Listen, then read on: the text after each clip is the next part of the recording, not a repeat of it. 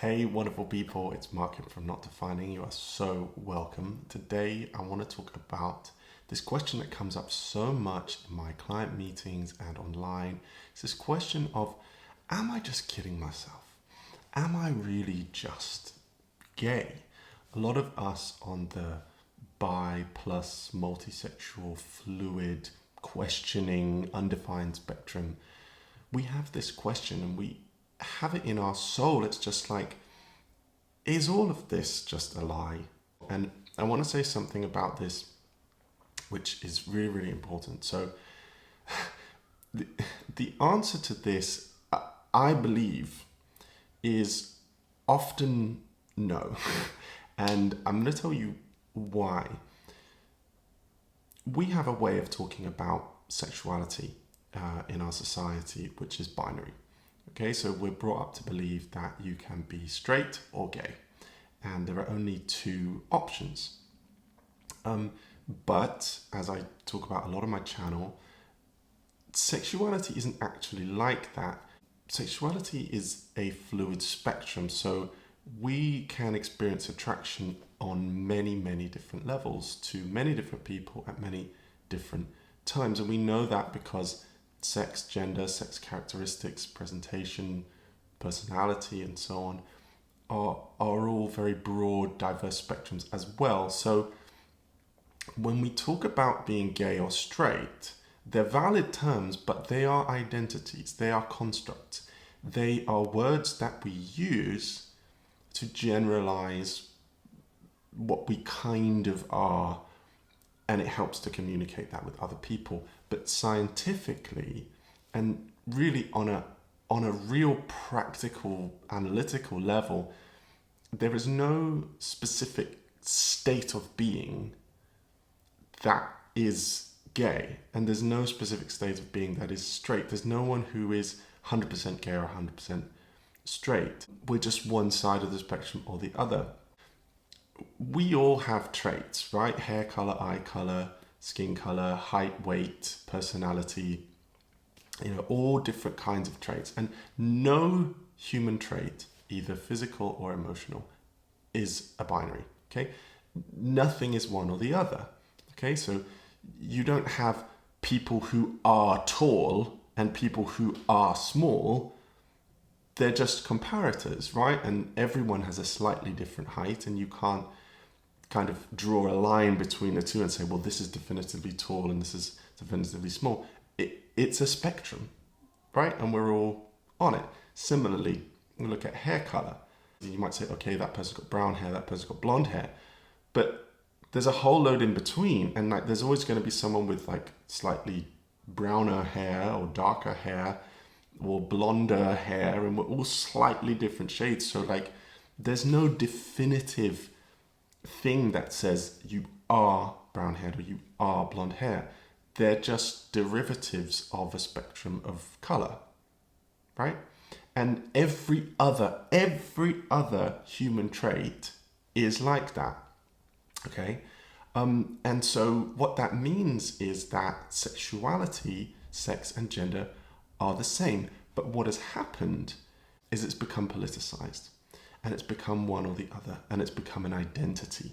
Okay, and I'm going to use the example of skin color to demonstrate this. So as people will know, skin color and skin tone is, once again, one of those beautiful spectrums, right? You can have very, very light skin, you can have very, very dark skin, you have people with all shades in between, right? And it really doesn't mean a whole lot about you, depending on what color your skin is. It's just the color of your skin. However, as we know, human beings have decided to politicize skin color. Okay, so now we have these identities of black and white, right? And other identities based on skin tone. It's not the fact that your skin tone, skin color actually makes you any different or means anything really about you scientifically, because it doesn't really mean that much. It is a political identity which has been built over time. Why?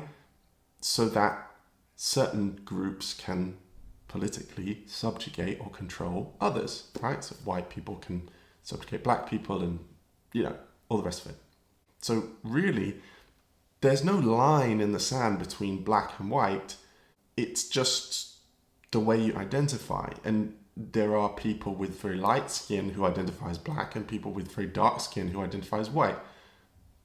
And it's not really actually to do with the color, it's to do with your identity. And sexuality is very, very similar in that it has been politicized, right? Why? So that hetero people can subjugate queer people. And so it's been narrated as you're either one of us or you're not. You're black or you're white. You're gay or you're straight. You're this or you're that. And